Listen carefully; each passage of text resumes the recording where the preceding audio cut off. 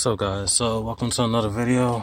I'm going to show you how I changed the trunk light on this 2009 Toyota Yaris. This goes for 2007 to 2012 models. So what you want to do, if you can see, slow clip, pull it back and it's going to pop open.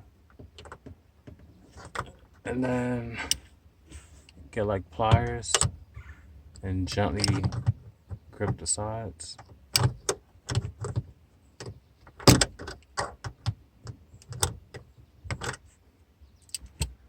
And then I'm gonna pop in a LED.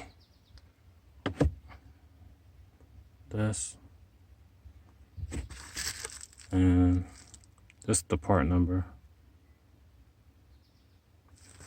Alright, so what you wanna do, and this you could put it either way as reverse polarity. So what you wanna do, pop it in, boom, close it, and that's it. That's how you change from halogen to this LED. Thanks for watching.